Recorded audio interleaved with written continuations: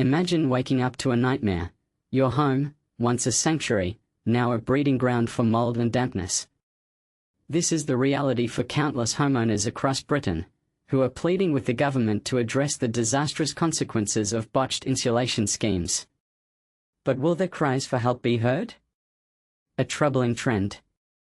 The story begins with a woman's desperate plea, as she reveals to the BBC that the insulation work done on her home in 2013 has left her bedroom uninhabitable due to dampness, potentially causing breathing difficulties.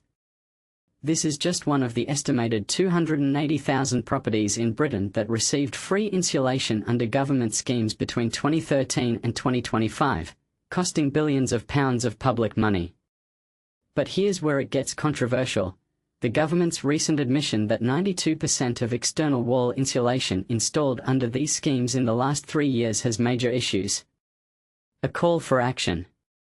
Imran Hussain, Labour MP for Bradford East, demands the government expand its investigation to encompass all insulation installed under these initiatives. He passionately argues, families who tried to do the right thing have been left paying the price for failure and negligence.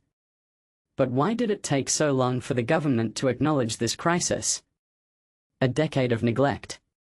The BBC uncovers that the Conservative government was aware of serious problems as early as 2013.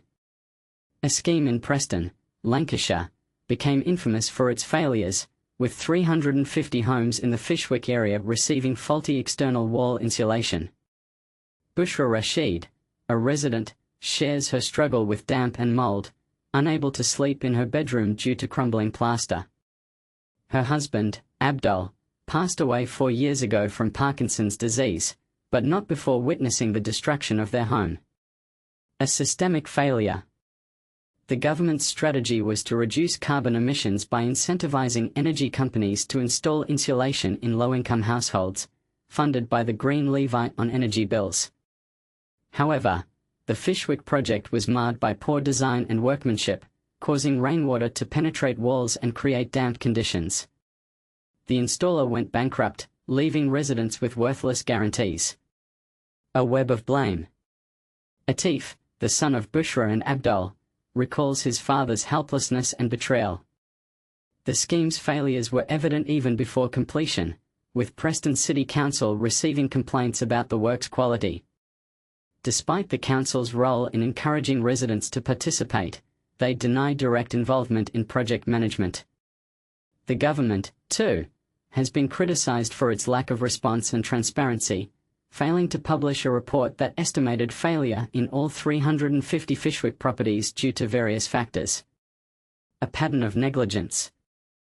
The National Audit Office's report suggests the government lacks a clear understanding of failure rates in earlier schemes.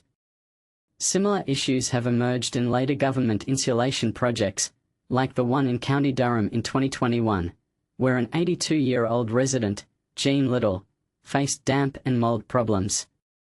The government's response has been to promise comprehensive reforms and clearer accountability, but will this be enough? A question of responsibility. Atif's frustration is palpable as he demands accountability, questioning whether it should be the homeowners who bear the burden. This raises a crucial debate: who should be held responsible for the suffering caused by these botched insulation schemes? The government, energy companies, local suppliers, or councils? Share your thoughts in the comments, and let's spark a conversation that demands answers and justice for those affected.